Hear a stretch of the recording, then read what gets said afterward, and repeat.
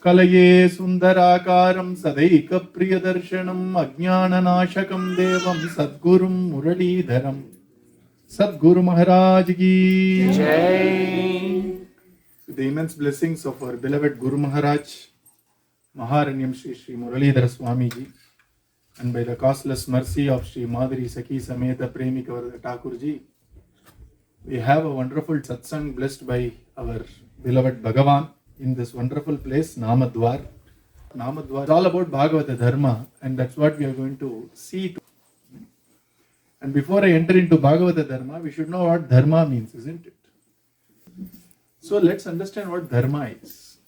Dharma is a fantastic term which means a lot of things. It is a conglomerate of all these meanings. Okay. The root of the word Dharma comes from Dharyate Anena Iti Dharmaha, which means that which sustains, that which holds everything together is called Dharma. And Dharma also means nature of a thing. Suppose there is a flower and there is a wonderful fragrance of the flower. Flower and its fragrance are inseparable. And so the nature of the flower, which is fragrance, is what Dharma of the flower is. So Dharma also means nature, the innate nature. And Dharma also means, obviously, a set of values, what we need to live by as humans. And the beauty with our Dharma is the values are not absolutes. You see, these are all fantastic guidelines for us to see through a lot of commotion which we listen in social media. As per Dharma, even the values are contextual. Values are based on circumstances. It is not absolute. And only thing which can be absolute is consciousness, which is Brahman or Paramatma, right? Or Bhagavan. So as per our Sanatana Dharma, only the consciousness is absolute. Rest is all relative, contextual, and hence depends on the circumstances. And so Dharma is set of values. And the values are typically four. And the Dharma has many layers. I will tell you based on values itself, I will tell you. There are some values which are common to all humanity. And it is common. So the word common in Sanskritam is called Samanyam. Generally in Tamil we misuse the word. Samanyam. Very ordinary. Unfortunately, Samanyam became very Samanyam in Tamil. Okay? Samanya means that which is common to everybody. You see? And our Swamiji in a lighter vein says, desire is something which is inherent in all humans. Common if you get the pun. So common na desire, common na the lord of desire. So it is very common. Common. You see? And so humans have some basic desires, they have some basic needs like hunger, thirst, etc.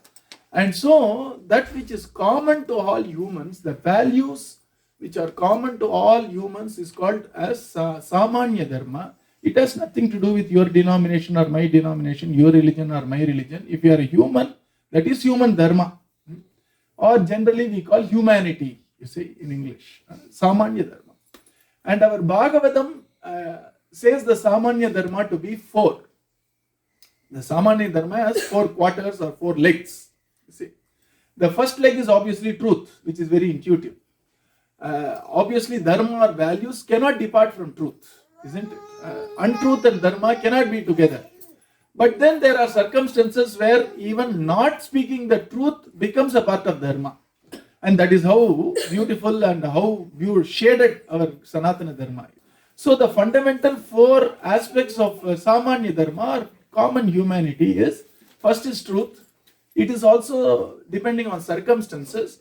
And our Shastras themselves talk about dilemmas in justice and dilemmas in Dharma.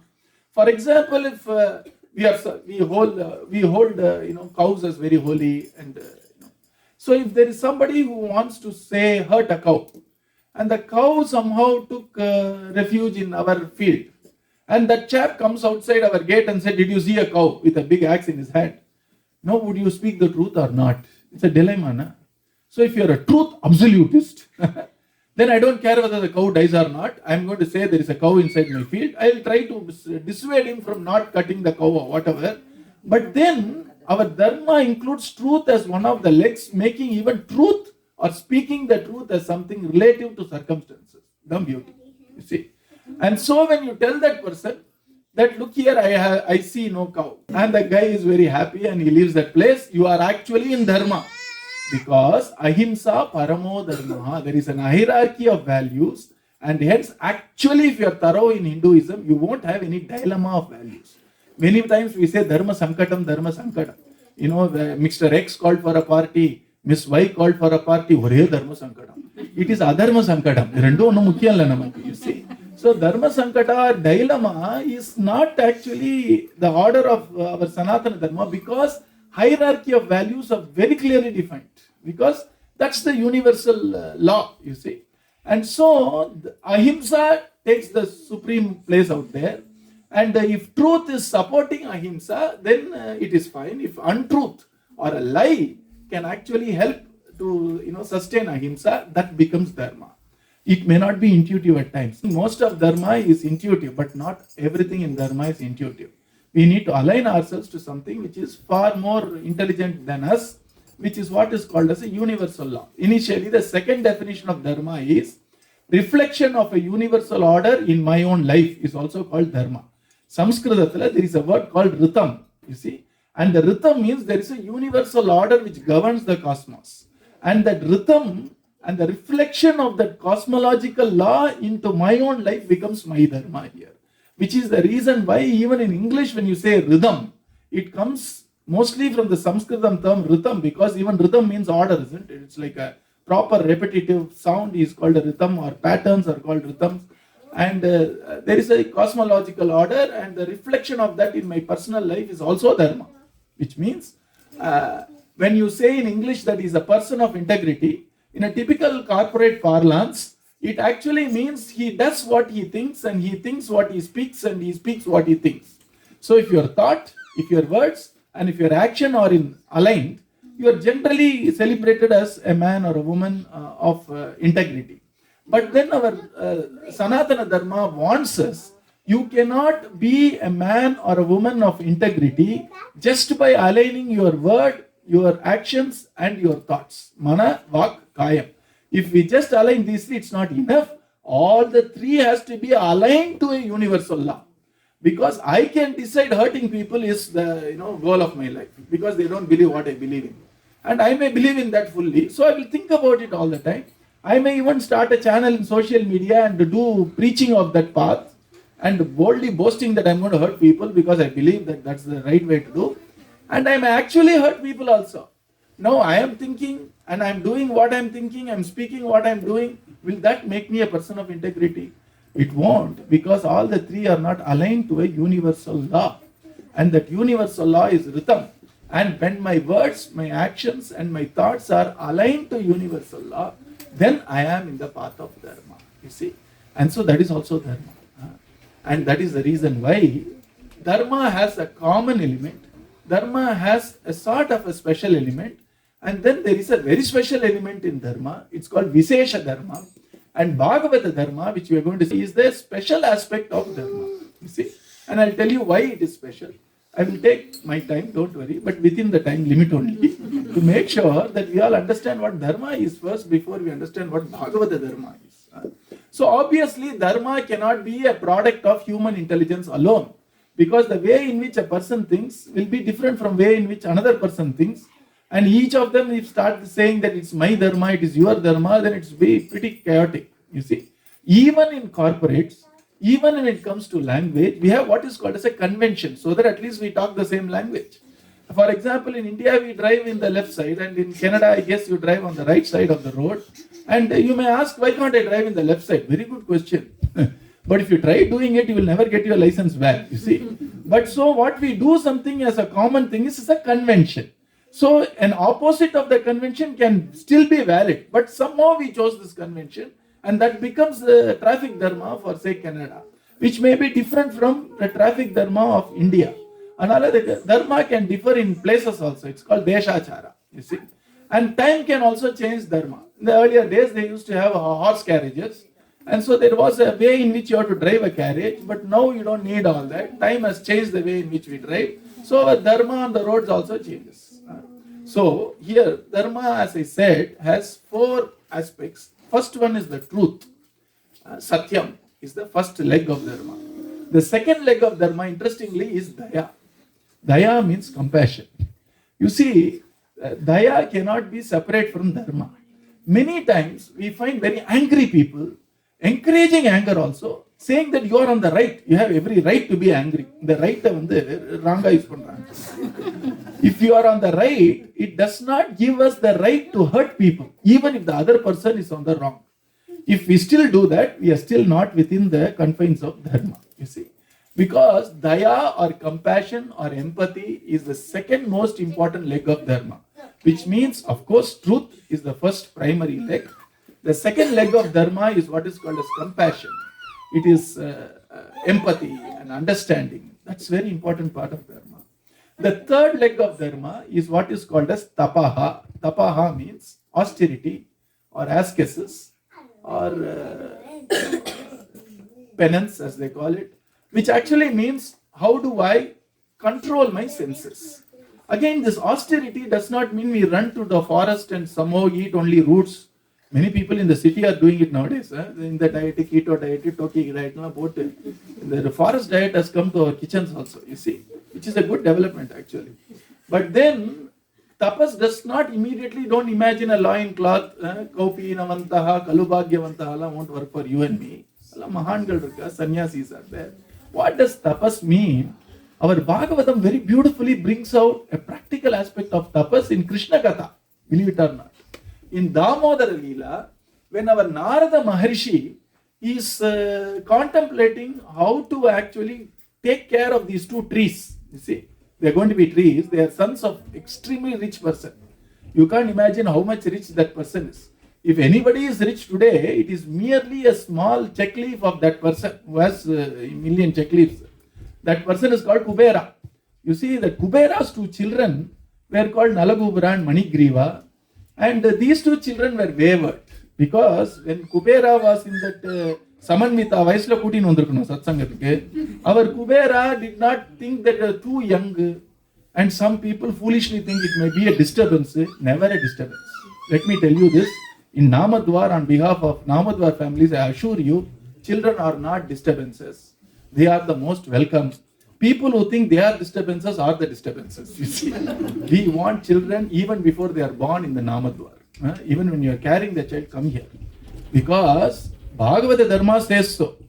Kaumarat acharet prajnaha dharman bhagavatan. Even before Prahalada Swami was born, Prahalada Swami's mother was blessed with a satsanga, isn't it? And that is how Prahalada Swami was born as a Bhagavata. So here it's never a disturbance. So what is tapas? Penance actually means this Nalagubra and Manigriva, right when they were very young, Kubera thought he was busy in Kaikarya. He did seva to Kailashapati. He used to go to Kailasam and do seva to Siva Peruman. But he thought two young children, let them keep playing. And the children were, playing. When the children were little old, when Kubera called them, come now, the children said, I won't come. Why should I come? I am already hooked on to my devices. I don't waste my time with all your Kailasam and all that stuff. And so these children were never involved in Kainkaryam, and hence Asat Sangha. And over time they became very wayward. You see, they became drunkards and they became womanizers and all that stuff. And in that state of absolute, drunkardness, they went and almost fell on Narada Maharshi. Narada Maharshi cursed them. This is what generally Amar Chitra Katha will tell you, na? But then Bhagavatam says, in order to bless them, they were blessed with a cursa. You see. Can you imagine these two words are opposites in English? Can you ever say synonyms of curse? Blessing, quoting, mark kadikima. Will they get a mark? Tomorrow exam, English exam. And they say opposite of blessing. What is the opposite of curse? 100 marks. Bhagavatas will say curse or a synonym is blessing. You see. Opposites, they are not real opposites in real life. In language, they are opposites. I'll give you another example. What do you think is the opposite of fear? You see, generally you'll say courage, na? Courage is not opposite of fear. Courage and fear stay together. For example, if I am afraid of some wild animals on the road, and if I walk down to Namadwaar when these two animals were still moving, on coyote, and you are seeing two coyotes and quietly you walked in. If you are afraid of coyotes, what do? You courageously walk into Namadwaar. Because where there is fear, only there is courage. You see, if there is no fear, there is no courage at all. So no fear does not mean courage. Presence of fear only facilitates courage. If there is no fear, I am just walked in. I neither walked fearfully nor walked courageously. So fear and courage are technically, psychologically not opposites. They exist together. If fear is there, there is courage. If there is no fear, it's not courage. It is just normal life for me. You see? And so English dichotomies and all these two words of opposite nature, etc., don't work on the real life. And Bhagavatam teaches us how beautifully it blends opposites are incredible. It says those gopis who actually loved Krishna with all their heart attained Krishna. And the Sishubala, right from childhood, he went on cursing our Bhagavan Sri Krishna right from childhood. And then the age keta madriyana cuss words. And such Sishubala also attained Krishna. Can you imagine that in any other Shastra? Bhagavatam is trying to tell you, don't get caught in opposites, try to transcend them. You see? And Kunti Devi gives us a beautiful peep into that. And she says that crisis or what we call as prosperity, or let us make it adversity and prosperity. Adversity means crisis, problems in our life. Prosperity, generally we say blessings in our life. You get a promotion, blessing. And you get a transfer to a better headquarters, blessing. And you get a little challenge in our life, maybe a health challenge, a mental challenge, we say it's adversity. And we want to shirk it. And we want to embrace prosperity. Our Kunti Devi said, transcend beyond these two, because adversity is not an adversity, prosperity is not a prosperity, and adversity can even be looked upon as prosperity and vice versa, because the final goal is, have you put Bhagavan in your heart? If adversity brings you into a satsanga, bless that adversity. If prosperity pulls you away from satsanga, karsu sollakudadu. You see, it's not prosperity. You see, I'll give you an example. There was once a boy, really happened.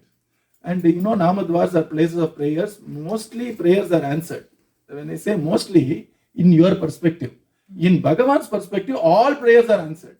But we don't understand the answer of some prayers. So I am saying mostly. So there was a boy who used to come daily to Madurai Namadwaar. It was there in a place called Satyanagar, near TVS Nagar in Madurai. Madurai people may know what I am talking about. And so when that Namadwaar, the boy came every day, he was chanting Nama, whether anybody was there or not, he used to chant. Shraddha. He used to come every day during that time. Nobody was around, he doesn't care, he went on chanting. When you have such a Shraddha, Bhagavan will somehow show you that he is accepting that Shraddha through a Guru or a Mahatma. So one day, unannounced, our Swamiji came inside this Madurai Namadwaar. And this chap was sitting alone with a little, symbol he was playing, and he was playing the symbol and chanting the divine name. Swamiji was very pleased. And the caretaker was about to tell the boy, get up, Guruji is here. And he said, don't disturb him. And Guruji sat on the corner. For 20 minutes, Chupchap, he heard the entire Nama, enjoying it. That chap didn't even know that Swamiji was behind him. He finished the Nama, prostrated, looked back, Swamiji was there, immediately rushed there, fell at his feet and said, Swami, I didn't see you and all that. He said, I'm very happy you chanted. And at that point of time, Swamiji was so pleased. He said, tell me what you want. You see, I'm so pleased. And the chap said, I've been searching for work. I'm a burden to my family. I want to get some work. Swamiji said, in Tamil, and Swamiji was very happy. He inquired the person's name. And he was so happy, he used to inquire about him every now and then. After 6 months, Swamiji came back. And this person was not there. So he asked the caretaker, where is this person who I saw last time? Caretaker said, Swami, he is not coming nowadays. And he said, why? He said, he got his job. And the job in Namadwaar was over because he did for nothing wrong, I'm telling you. Swamiji became very sad. You see, he understood that work is important, pay is important, because you have to run this life with all these things. But far more important, as far as a Mahatma is concerned, is Atma Lava. so that you refine your soul, so that you become really spiritual and religious, so that you can attain moksha. Our Guru's role is that only, na? So he felt very sad. Once the prayer is answered, that person didn't come back at all, na? So technically speaking, is it sampatta, vipatta? Is it prosperity or adversity? You know, Adham Bhagavatam very beautifully brings us into the confluence of so-called opposites are not opposites at all.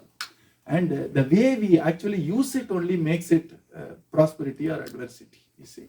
And the person not getting a job pushed him into Namadwaar, isn't it? If the person had a job, he had no prayer, he wouldn't have no use for Namadwaar technically. You are all Rasikas, you are all devotees, you will come anyway. But there are people who just come to get their prayers fulfilled. And our Yogi Ram Surat Kumar Maharaj very beautifully gives that example also. Once there was a person coming in a car to Tiruvannamalai, it is recorded. And suddenly on the way for their darshan of Bhagavan Yogi Ram Surat Kumar, the car got repaired. You see, it is just broke down somewhere. And people were all very tense because they are going to see their beloved Guru and Bhagavan, and it is stopped midway. And all of them started chanting, Yogi Ram Surat Kumar, Yogi. For 5 minutes, the car suddenly started again. They were very happy, excited. They all ran and said, Bhagavan, Bhagavan, it was your grace that a broken down car started immediately. Immediately, Bhagavan Yogi Ram Kumar smiled and said, whose grace was it that the car actually broke down? Generally, we think Bhagavan's grace is only in things which are pleasing to us. Which fulfills what we think we need. But then a guru is teaching them everything which happens in your life is needed by you. Now have a look. Once you start seeing that I needed all these experiences, some were bitter, some were sweet, some were neutral, and it is actually by grace of God that all these experiences have been lined up for us. In hospital nowadays, hospitals are like resorts nowadays, even in India. They even call it medical tourism. You see, you have a better bed than a 5-star bed if you go to the right ward in hospital. You see? And the food is incredible variety they give in hospital. And so medical tourism, hospital, they have all these varieties, etc. And somebody is staying in the hospital. And when you get all you want, you at times even feel, let me be here a little more longer. That's not the reason why we go to an hospital, isn't it? So here, when we actually go to a hospital and you are getting admitted in the hospital, the whole idea is you get cured to come out of the hospital. And all the other things are not important to you, isn't it? And that is the reason why our Kunti Devi is saying that adversity becomes prosperity if you can know how to look at it. It's all grace. When I am admitted in a hospital or anybody is admitted in the hospital, there are some things which are very pleasing. Like they give a nice AC room and it's very comfortable. And if you ring a bell, everybody comes at your beck and call. Some are very pleasing, some are not very pleasing. And sometimes the doctor comes with a syringe and and sometimes they come with your choicest dish and feed you. But then you realize, I am supposed to take the bitter tablet in the morning, take a little injection in the afternoon, and eat a nice dinner in the evening. Everything is planned, na? There is somebody who is a doctor who has planned the treatment procedure for a patient. Some treatments are not very pleasing. Some treatments are very pleasing. And so when you go through the whole process with a clear understanding, not even faith, faith is true when you understand what is happening, more than when you believe what is happening. So when you understand that a doctor has given a scheme with my own health or welfare in his mind, I am able to accept everything in the same way. Suppose I get admitted in the hospital, they feed me very well for 3 days and say, now you can go now, I will never go back to the hospital. I know I have to get my body okay, massage and the body is not taken care, they have not treated me at all, they treated me well. But they don't treat my disease now, will I be happy with the hospital? That understanding if we have in life, Kunti Devi says, some experiences are required for us, you see. And that experiences mature us, they make us stronger, or they make us go more towards Bhagavan than the world. And most of the times in Bhagavatam, all those Mahatmas whom we encounter in Bhagavatam, everybody got a blow. You see, Parikshit's fortune you cannot imagine. Can you imagine? No enemies at all. The entire civilized world's prosperity is singly owned by our Parikshit. All the enmities, all these adversarial Rajas, everybody is gone. And our Yudhishthira ensured that Rajasuya Yagnamli got all the prosperity back. Duryodhana is dead. No enemies at all. He had a wonderful understanding wife, a beautiful little son, Janamejaya.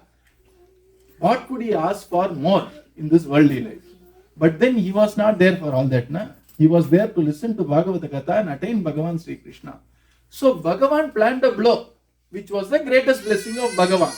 Some of the best blessings of Bhagavan comes in a package which we don't even recognize as a blessing. That's the whole problem. Many times birthday now they say no package gifts please. Is no, yes, no, I don't know. But then when we actually say, suppose I have a birthday party, somebody gives me package, some can be very glittering packages. Inside there will be some, a very normal thing. Packaging material. Amazon. Some people will casually put a paper, newspaper covering gold chain with the diamond star. It can be there. Likewise, Bhagavan is blessing us with gifts. Every experience is a gift. Is what Bhagavatam standard is. But then some gifts come wrapped with a very normal newspaper wrapping. And it is called adversity. Some gifts are coming with nice glitter. That's also a gift. That is prosperity and sampat. But then all are gifts because we require everything. It is not that I don't require this. I require all this experience. We understand. Our Yogi Ram Surat Kumar's again words for sadhaks. Idallam Visesha Dharma. I'm not talking for, I want to be success in life. I want to make $1 million. If you want true spiritual flowering, I'm telling you this.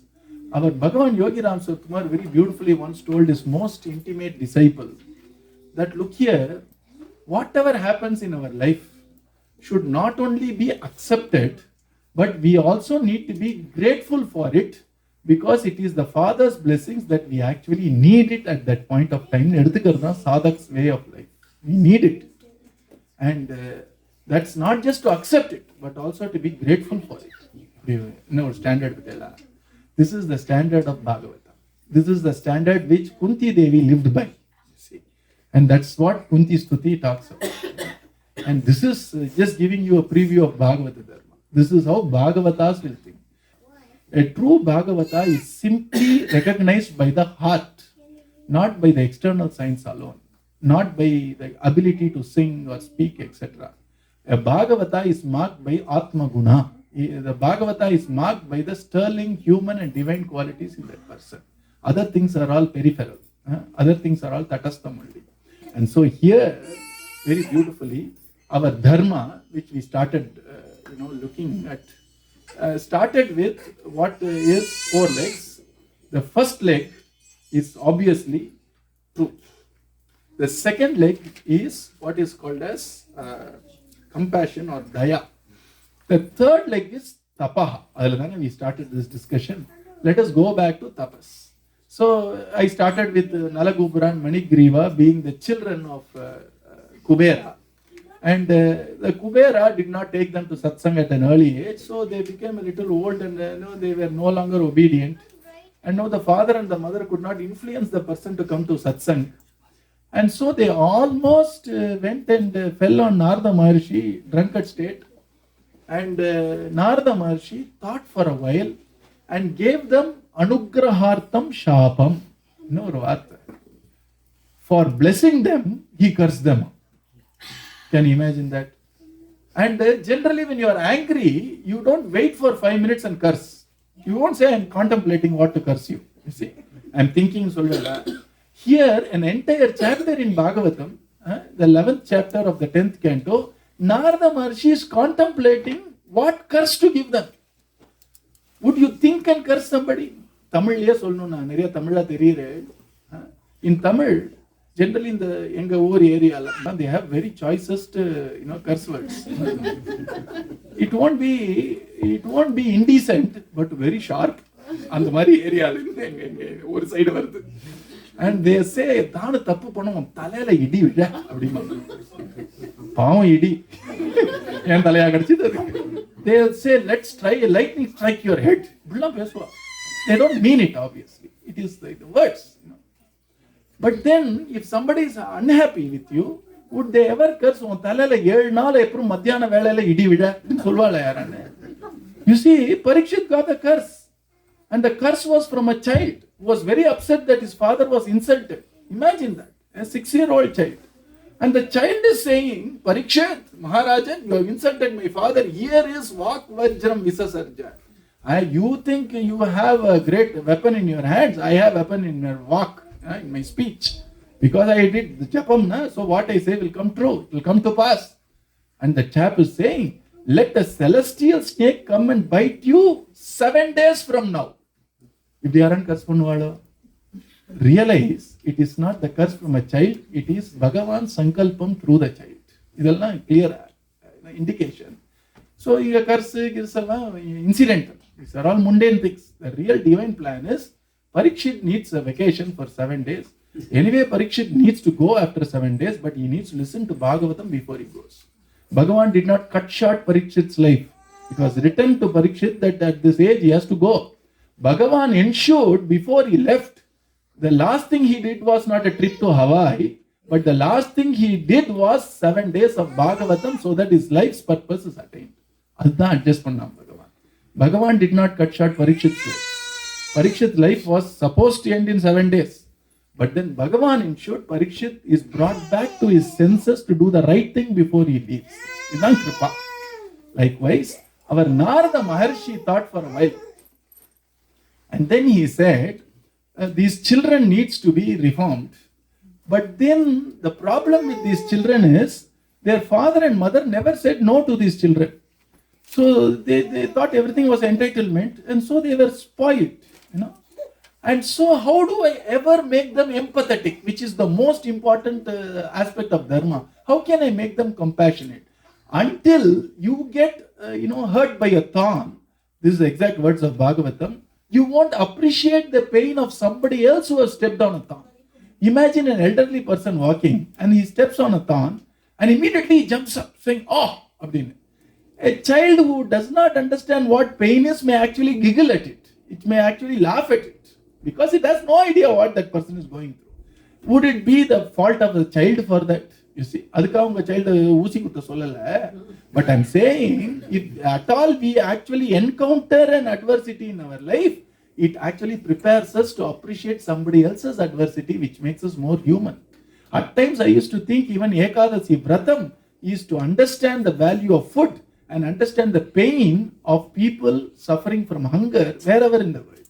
Unless we experience hunger, how would we even try to imagine somebody is without food for 2 days? So apart from the divine aspect of it, which is Bhagavan is happy when you fast on Ekadasi, there is also a very psychological aspect of fasting. Apart from health aspects, doctor adella udungo.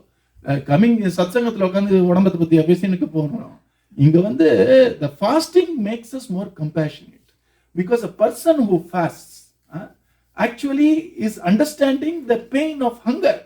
And when somebody says amma pasikaruduma na, you won't even think twice to give a portion of your food to that person, because you have experienced that pain of hunger which the other person is begging when he is begging for food. Appo appdin solla maatom.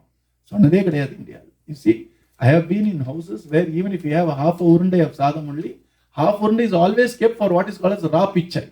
If somebody comes in the night asking for food, let us keep something aside for that person.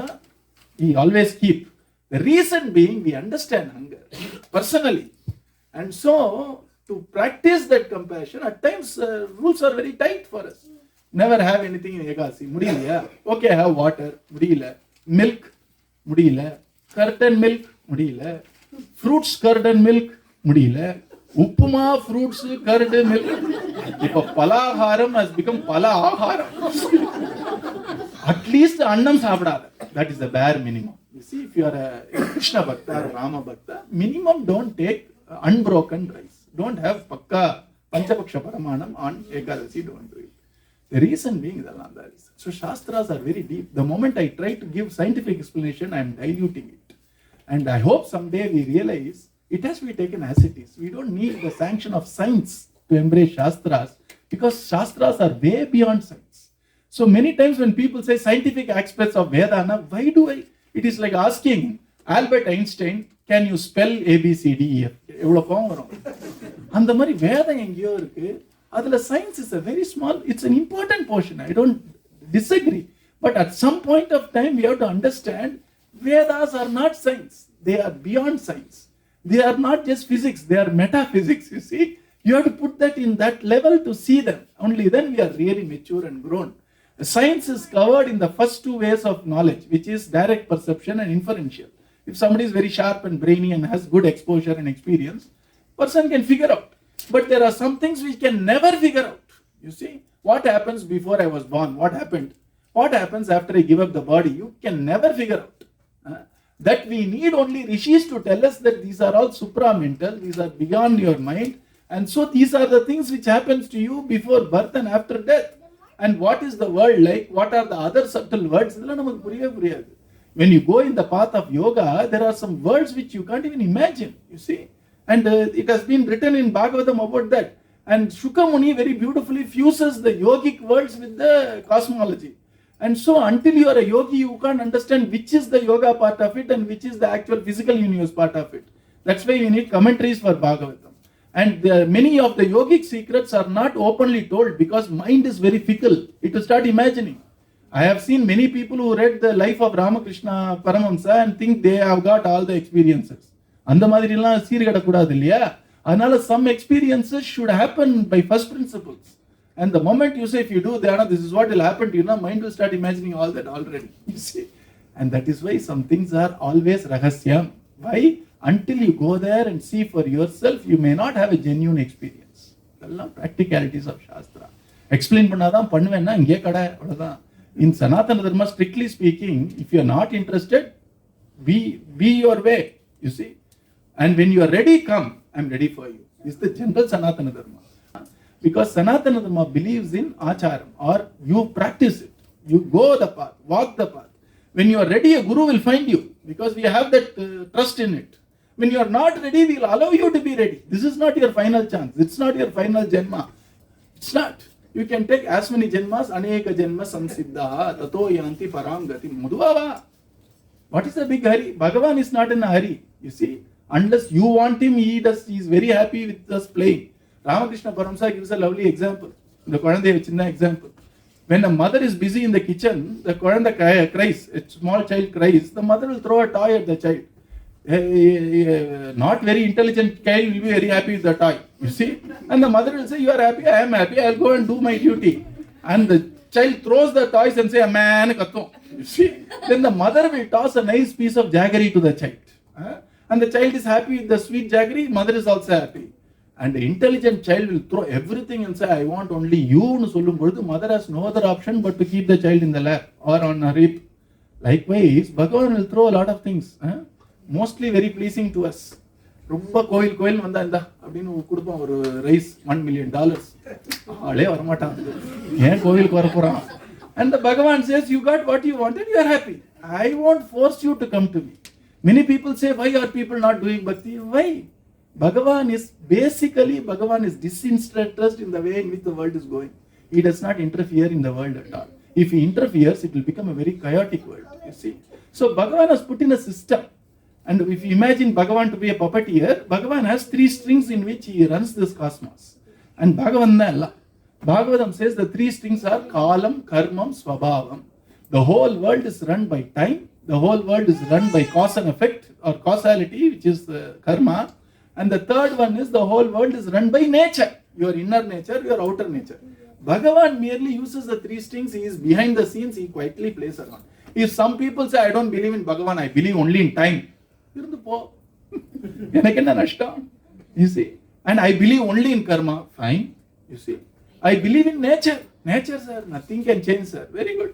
Bhagavan will completely be disinterested. Unless you really want him, he does not come and show himself out. Which answers the typical question a kindergarten devotee will ask. When somebody is trying to rob a temple, why does not Bhagavan stop it? Bhagavanku necklace illana romba kashtamanna. Namakku or gratitude we want to show to Bhagavan, namba jilinu potundirukom avanu konjam podalaamengiradhukku dhaan idella. He doesn't need all that. Avanukku bhushanangamgirudhu Bhagavatam. He gives beauty to ornaments. Ornaments don't add beauty to them. If you go to Sri Rangam, there is a Gattiyam. ஆபரணங்களுக்கு அழகை சேர்க்கும் பெருமாள் வந்தார் அப்படிம்பார் அவர். He adds beauty to avaranas. You see what I'm saying? So go beyond all these kindergarten questions. Bhagavan won't show himself out or even remotely indicate his presence for people who does not have the intention to worship him, to actually love him. If he does like that, it will be a very unfair. நானே சண்டைக்கு போவேன் அவர்கிட்ட. நான் என்ன கேட்டேன்னு at least ஒரு 5 நிமிஷமாவது array Rama சொல்றேன், என் கூட பேச மாட்டேன். ஒருத்தன் திருட வந்தா அவ்வளவுன்னு பேசிட்டு இருப்பியா? அப்ப நான் திருடனாவே போறேனே. You see? So remember all that. And that is the reason why Bhagavan plays this entire universe with the 3 strings called kalam, karmam, swabhavam. And hence, swabhavathila da ella science-um. Nature dane. That's why it used to be called natural sciences and moral sciences. Do you know how the dichotomy of religion and science came? Somewhere around 400 years back, typically in Europe. 400, 500, middle ages. Sciences was one even in Europe like in India. And science is not science knowledge, it means actually knowledge only. Vedam knowledge, with means knowledge only. And somewhere in the middle, they separated knowledge into natural sciences and so-called moral sciences, where religion came towards moral sciences. Anything beyond the mind were all called natural sciences. The area of mind, hopefully beyond mind, was called so-called moral sciences. And over time, dichotomy came in and there was a little bit of persecution on both sides. And then it almost became science or religion, which was never our culture. It was never in Bharat. You had no dichotomy between science or religion. Science was part of religion. In fact, the 6 darshanas, if you have sung the Swamiji's kirtan, the kirtan about all the different navakolgalin palanai tarubavan narayanane, ஒரு பாட்டு எழுதியிருக்கார் about Ananta Padmanabha Swami, where he showed that everything in the world is all granted by Bhagavan only. In that he says 6 darshanas of our Sanatana Dharma. One darshana is Sankhya Darshana and Vaisheshika Darshana. Idala pakka science. Vaisheshikam is talking about materials, talking about particles, talking about even I guess in Anu abindra varthaya, somewhere 800 years back or 200 years back we equated to atom. Because that was the actual technology at that time. We don't know what Anu really means. It may be even subatomic particles, we don't know. Ena Anu irukku, trisrenu irukku, rendu trisrenu make into one particle na irukku. You see? So Anu does not mean atom. Some Europeans said Anu means atom, so we called Vaisheshikas atomists. Abdin or pere vechara. So adalla it's all Western construct. That's why rumba English book padichana we lose the real essence in what our rishis spoke. So here science was part of our religion. Shat darshanala onne. Sankhya is all about psychology. Sankhya is all about materials. Sankhya is all about classification of materials and science, which is basic physics and chemistry. It's a part of our religion. Nobody ever separated it from our religion. And so here, when we say that dharma, it encompasses everything actually. We had no problem, no conflict between intellectual inquiry and our dharma. In fact, our dharma encourages intellectual inquiry. Adinala the commentaries, if you see of Adi Shankara Bhagavad-pada, Bhagavat Ramanujacharya, Madhvacharya, everything is logic. Brahma Sutra mein logic, you see. And the logic is incredible logic. Even the so-called Nastikas can't even raise those questions which Adi Shankara Bhagavad-pada raised. You see. ஒரு sample சொல்லட்டா உங்களுக்கு. It's not the exact thing which our Adi Shankara Bhagavad-pada said. Our Swamiji took some classes on Chandogya Upanishads to some of us. And when he was encountering the Chandogya Upanishad, there is a very good argument which adoda corollary is what I am telling you now. Okay? And the corollary of that argument, the argument was against the Buddhist system of logic. And the Adi Shankara Bhagavad-pada is questioning it. He can't say Vedas say, so you Buddhists are wrong. Because the Buddhists will say, I don't even accept your Vedas. So you have to use logic against logic to first annul that logic and then allow him to accept our Vedas. Rumba genius. And so in that, the corollary of his logic, I'll tell you, mind-boggling. Actually couldn't sleep that night. I was in Sanganur then. There, our Adi Shankara Bhagavad-pada says, suppose, corollary, he didn't say this exactly, I'm extending it. The logic is from him. Suppose we accept the fact that universes started with a big bang around 13 billion years back or 14 billion years back. Okay, given. Or 24 billion years back. Now he is asking the question, why was it not 25 billion years back or 14 billion years back? What changed during the 24 billion years back? What was the trigger for it to happen only 24 billion years back? If you say there was a trigger then you have to accept there is a greater cause than just the Big Bang, because something which triggers something is the primal cause. You understand what I'm saying? Am I losing you? Already I am in 10-12 time zone. I hope you are in the Edmonton time zone. So he's asking that question, why was it exactly that? You see? And why was it not 10 billion years back? And the answer is, it is not a one-time thing, it's a cycle. If it is a cycle, I can ask even a simpler question. If suppose a child comes and asks the mother, why is the sun rising only at 5:45 a.m.? Why not 5? Why not 7? You don't have an answer until you tell that everything is a cycle. Within the cycle, I divided time to show it is 5:45. 5:45 didn't determine when the sun raised. Sun determined when it was 5:45. You see? So the original cause, which was consciousness, is making this creation as a cycle. And this cycle happened 13 billion years back or 14 billion years back. That's a very fantastic logical argument, because we are a part of a cycle and we measured the time using that cycle only. And then it's going to repeat again and again and again. And so it makes perfect sense. And he was trying to tell Buddhism about what is called as, they call it as Shunyavadam. The Shunyavadam cannot be true. The cause of the universe is the basic thing. Sadeva idam agra asit aramikal. Sadeva somya idam agra asit ekameva dvitiyam mantra thoda vichar. Idalanda idanam dharma. The logic is infallible, and it will take at times even 2-3 hours for us to wrap our hand around a commentator's logic, whether it is Adi Shankara Bhagavad or Bhagavat Ramanujacharya. Avlo sharp intellect, you inquire.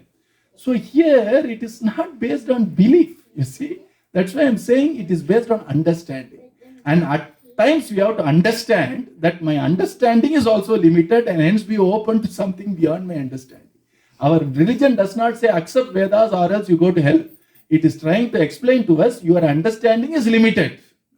And now I am going to show you something which from people who have actually stumbled or broke open the glass ceiling of human intellect to see something beyond in a state called Samadhi. And those Akshare, Parame, Vyoman, Rikakudiya, and the knowledge base is what is called Vedas. Now we accept, so direct perception is there, inference is there. And there is also a third source of authority, which is the perception of people who have been way beyond our normal experience. And then we use that as a guide map to get there and get that experience, not just belief. You see, we need experience. If somebody from Edmonton comes to Chennai and says there is a lovely place called Edmonton, all white and fluffy and beautiful, temperature, then we are all very white, fluffy, beautiful. They say it's a cool place, I say it's a bitter cold place. We both are sort of right, you see. And so, unless somebody who has been in Edmonton comes to Chennai, would I ever know the real nature of Edmonton, place of Edmonton? I won't. Likewise, these rishis thankfully have been there, which is beyond the intellect, in a state called Samadhi. We know only 3 states. Either we are awake, we are asleep, or we are dreaming. Hopefully not now. So all the 3 states only we are in. But they have been in a 4th state called Turiya, and there is some understanding of the universal order. And that's what comes as Vedas. And the Vedas are our authority or source of knowledge for Dharma. The reason being, I can't decide this is my values. Really? If it is your values alone, you need to live as a hermit, totally cut off from the world. If you have to live in the world, your values should actually be in line with universal values. And that universal values have been shown by our Shastras. And the most greatest of all Shastras, the prominent, topmost hierarchy of authority in Shastras is Vedas. You see, that's how Dharma is there. Let us come back to Narada again. You see. So this Nalagu brand, Mahabharata, not Ramayana. In Ramayana, they will catch a thread and the whole thing goes in a single thread. But then, since we are talking and exploring some concepts of Dharma, then if I'm telling you a story, then it's a different thing. The Mahabharata. There will be branch and then main root, main stem and all will come back. So these 2 chaps were there. They didn't come to Satsang at all. They became very wayward. And then they almost fell on our Narada Maharshi. Narada Maharshi is thinking now, this chap need to actually have gone through some pain in life to understand others' pain, so that they make use of their life properly. And so I was thinking, how do I actually take care of them? At that point of time, Narada Maharshi gives a wonderful definition, or a working level definition of tapas. An incredible definition. He says, Yadrichaya, not by our planning, we didn't want it, by own accord, if we encounter adversity, and if we can forbear that adversity without complaining or unnecessarily fretting, fuming, blaming, taddi paramo tapaha. Oh, beautiful definition. Whenever many times we travel on flights, and we put VJML, hopefully VJva ML, terla enakadu. It's called Jain meal, so the vengayam irukadu, poondu irukadu, or backup. Illana saaptaam. One flight they said VJML is not there. Then next level, say AVML get. AVML is also not there. Then I asked, okay, can you get me something which is vegetarian? Aduvum illa. Enna pandrathu? Then with a smile he said, can I give you some juice? I remembered the slokam. Narada Maharshi said, I didn't plan to fast that day. And it is about 8-hour flight to Europe. And then, this was the shloka which our Swamiji explained to us 2 days back. Adu flashed, saying, out of its own accord, in spite of me booking for a VJML, they actually followed up, so I didn't get it. So I realized, can I just sit quiet and accept the fact I'm not going to eat anything for 8 hours? What is the next best thing I can do? Maybe read a book or go to sleep, etc. and quietly forbear this. You see, of course I wrote a complaint. It is not from my heart. You have to understand this. We have to separate emotional disturbances from practical next steps. Obviously, next time I don't want to miss Jain meal. I don't want the airlines to be shoddy like that. I wrote a complaint from my head, not from my heart. I was not cursing the airlines. I was not judging the airlines. I merely want to put a system in place. So I have written a complaint. I called the chief, whatever they call him, and said, look here, I asked for it, I didn't get it. He apologized. And he gave me a night dress also.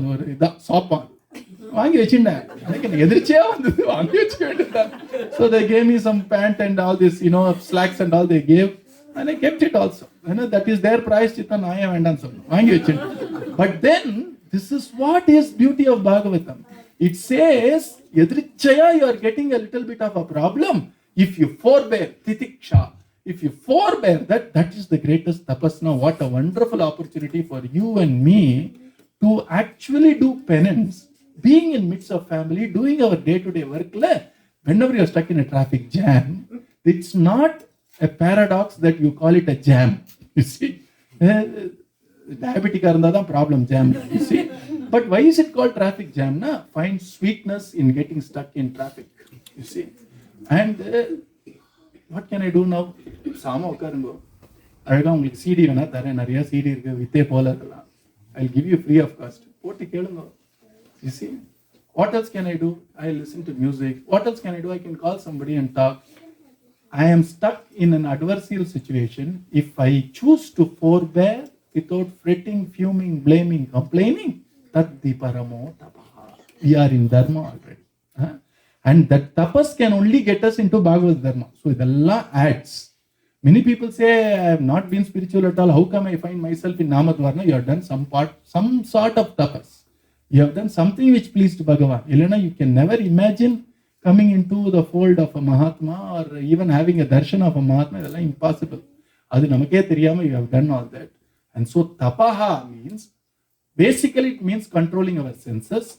And practically it also means when I am stuck somewhere which is not very pleasing to me, can I forbear silently without allowing any disturbance of a blaming which is worthless, complaining which is worthless, or fretting and fuming which is not worthless mattul, it also affects my health. So that is what is tapas. It is also a part of dharma. You see? So when we say dharmatma, generally the one who writes the biggest check is called dharmatma. Real dharmatma. Dana is a very small portion of dharma. It is. Dana is a small portion. A Dana Prabhu is not dharmatma. He is only one aspect of dharma he has followed, which is, charity.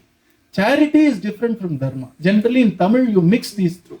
Dharmatmala, we think he writes a big check, and that's not what it really means. Dharmatma means all this, Atma Guna. So truth, which is Satyam, Daya or compassion, and the third feat of Dharma is tapas, which means operational definition I gave you. Practically, how do you do tapas now? When we have adversity and we have tried all our means, I don't want to invite adversity. It happened on its own accord. I don't want it to repeat also. In spite of it, when I'm stuck in an adversity, if I can forbear silently and take it as will of Bhagavan, that's what it is, and accept it. And if possible, feel grateful for it also, that I'm getting a chance to do penance, na? Dharma. And the fourth one is called purity or saucham. Purity is physical purity.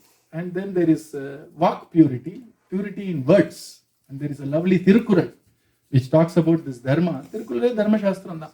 In that it says, Iniya ulavaga innada kural, kani iruppa kai kavarndatru. Nobody can tell it so beautiful like Tirukural. You see, very beautifully he says, there is a tree, there are some bitter fruits or bitter vegetables or whatever, unripe fruits, and there are ripe fruits. Which one do you want to choose, to eat? Likewise, you have this complete options of approaching a situation with sweet words, and there is also a choice of approaching a situation with hurtful words. Our Thiruvalluvar is saying that when you have sweet words, why are you choosing unripe fruits? You see, kani iruppa kai kavarndatru. In that he is subtly telling us you have a choice and you make the right choice. You see, many times we forget that we even have a choice. At times we forget the fact that I as a human is different from other species. I am not an instinctive being. I can have what is called as vivekam or vivechanam. Tamil என்ன தெரியுமா அதுக்கு பகுத்தறிவுன்னு பேரு. என்ன பண்ணி வச்சிருக்காங்க அந்த வார்த்தை. பகுத்தறிவு is spirituality. பகுத்தறிவு is religion. You see, பகுத்தறிவுனாலே religion தான். Unfortunately misappropriate அது. நான் ஒரு பகுத்தறிவாளர். அப்படியே சார் அவ்வளோ ரிலீஜியஸா நீங்க என்னன்னா அவர் அவ்வளோதான் அவரு டென்ஷன் ஆயிட்டார். என்னப்பா நான் பகுத்தறிவாளன்றே நீ மதவாதி ஆயிட்டேன். சார் மதமே பகுத்தறிவு தான் சார். மதத்தோட அர்த்தம் தெரியுமா? மதிநுட்பம் உள்ள பெரியவர்கள் காட்டக்கூடிய ஒரு பாதை, அதை மதிநுட்பம் உடையவர்கள் பின்பற்றக்கூடிய ஒரு பாதைக்கு தான் மதம்னே பேர். And மதிநுட்பம்னாலே விவேச்சனம், which is discerning what is right, what is wrong for my long term benefit and choosing that path. அதுதான் பகுத்து அறிதல். To divide the various choices, understand which choices actually helps me in my long run. பகுத்து அறிதல். So that is what is saucham or purity. Purity in words, purity in thoughts, and purity in my actions. Purity of the body, purity of my words, purity of the mind. All that is dharma. You see, and that is basic dharma or samanya dharma. Samanyam na common to everybody. And then there are some vishesha dharma depending on the profession which we have, depending on the stage of life. If I am unmarried, there is dharma for me. If I am a married person, there is a different dharma. If I am sort of semi-retired person, I have dharma for me. If I am completely dedicating my life to attaining spiritual heights, it's generally equated to sannyasam. In the Kalilana, sannyasam are the exceptions of Mahatmas. It's not the general order of things. Mahatmas are there, exceptions are there. They will follow sannyasa dharma to the dot. But for common people, sannyasa is way beyond. Sannyasa is not changing the color of your dhoti. Many people even wear that color to not to get tainted during cooking and all that. Sannyasi aiduvalla. Adnala sannyasam is not about what you change, you see. It's not about clothes, it's not about a privilege and all that. Sannyasa is a state of mind which means I am totally dedicating myself. World does not matter to me, only Krishna matters to me. Krishna na Brahma matters to me is sannyasa, a very rare exception. So dharma has also a specific prescription for different stages of life. The problem is nowadays to make it more acceptable, we are diluting dharma, and you should not dilute the standards just because it's not comfortable to us. If I don't know what to aspire for, and if I lower that aspiration toward the current situation, how will I ever grow spiritually? Society may grow materialistically, but how will I grow spiritually? Gap will always be there. Our system of society says, let the ideal stay where it is. Let us struggle. Let us aspire for it. At some point of time, let us at least go one step above. And that is how this system works. And so the practicality solito. Many people say our dharma is not prescriptive, it is only descriptive. Why should I apologize for my dharma? Dharma is clearly prescriptive only. The reason why it is called descriptive is because it is prescriptive in such a way that it is adapting all forms of differences one can ever contemplate upon. That is why it is called descriptive. And it is prescriptive only. It is like prescription of a doctor. A doctor cannot generally describe, you are having a little bit of a problem in your body. What I would suggest is take some medicines. Go. Doctor will say, this is the tablet, eat once in the morning, eat once in the afternoon, eat once in the night. But the doctor cannot force the tablet into the mouth. Would you call doctor's advice to a patient prescription or description? You will call it prescription. Likewise, Dharma also says, if you want complete flowering of your goodness and divinity, this is what you need to do. But Dharma won't threaten us with dire consequences. It will threaten us with only real consequences. Whether you call it descriptive or prescriptive is immaterial to me. But remember, it is not a loose canons. You see, it is all very clear system of this is how you lead your life. And it clearly tells the consequence. And that's the reason why when we actually look at our legal system, they given some guidelines, they ensured that basic humanity is not violated. Some of the personal freedoms are left to the people with a clear education that this is the consequence. You make a choice, you eat the consequence of the result. இதுதான் Hindu தர்மத்துடைய ஒரு genius of even sociology, you see. And that's why that word dharmaக்கு இவ்வளவு இருக்கு விஷயம். And dharma also means, depending on the profession, depending on the stage of my life, what are the basic principles I have to adopt, what are the basic practices I need to do, and what are the some things which you certainly should not do as a sannyasi, you need to certainly do as a householder. If somebody comes to hurt a sannyasi, the sannyasi should think, idella my karma kaliyirna adi vaanganam. If you are a householder, if you stand summa ninnalna mahapapam. You see, you have to go and defend your family at all cost. Is what is a householder's dharma. If a sannyasi sees a snake, he is not supposed to hit it. He is supposed to move away. If a snake enters into a householder's place, if it's a poisonous snake, you jolly well eat it. You see, it's another dharma. You see, and அடிச்சப்புறம் ஒரு பிராயச்சித்தம் பண்ணுவோம். நாகதோஷம் வரக்கூடாது, பாலை விட ஏதோ பண்ணு. But protect your family. இதெல்லாம் தான் practicalities. You see, and that's the beauty of dharma. And Neethi or our various ways to practicalize dharma is also very beautifully chronicled by our Mahabharatam, Ramayanam. For example, Neethi na some of the strategies, techniques, plans, ellame Neethi da. There is something called Vidura Neethi. Our Swamiji pointed that to us. In Mahabharata, there are many Neethis. One such Neethi is Vidura Neethi. And there is also Neethi told by Bhishmacharya. And there is also Neethi given by Yudhishthira's Guru, Pandava's Guru. That Guru is telling Yudhishthira when he is trying to enter into Ajnatavasa, which is, he has to be in hiding for 1 year in Virata Desha.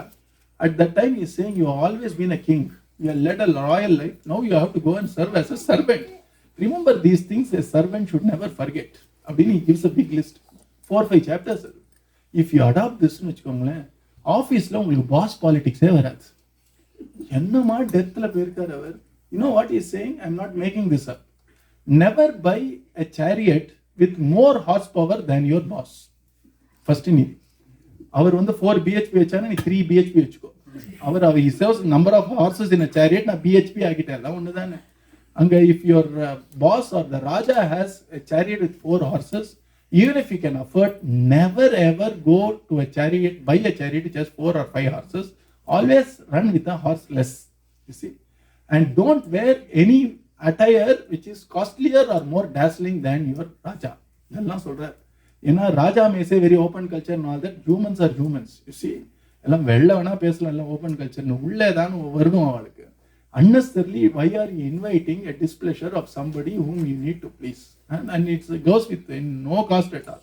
இந்த மாதிரி practices. அதுலேருந்து ஆரம்பிச்சு, and the greatest tattva of all, which is Brahma tattva வரைக்கும் dharma goes in Mahabharata. That is the beauty of our Shastras. So dharma, Samanya dharma, அதுக்கப்புறம் a little bit of a Vishesha dharma, depending on the profession and your stage of life. It's called Varna and Ashrama dharma. And then, if you have done all this properly, with an actual idea that I am doing it to please Bhagavan, na, Bhagavan opens the door of Satsanga, and that is what is called Bhagavata Dharma. It is called a Visesha Dharma. It is a Dharma for a very few, which is the reason why you won't find the same crowd you find in other places in Namadwaar. By design, see. So when you say கூட்டம் வரலன்னா நாமத்வார்னு தெரிஞ்சுக்கோங்க. ஒரேடியா கூட்டம் வருது sir, நான் அச்சோ என்னையா பண்றீங்க நாமத்வார்ல, அன்னதானம் பண்றீங்களா அப்படின்னு கேட்பேன் நான். ஏன்னா விசேஷ தர்மம் only few big chosen persons can come. It is a refined dharma of bhakti, refined dharma where a person starts to realize there is more to life than just having things around me or possessions around me or some titles, name, fame, etc. Avalukku, when Krishna is happy with some of them, he opens the door of Satsanga, and that is where Bhagavad Dharma starts. We will see what that Bhagavad Dharma is in detail tomorrow. The actual what and how of Bhagavad Dharma we will tell you tomorrow. Sarvatra Govindanama Sankirtanam. Govinda, Govinda. Sadguru Maharaj.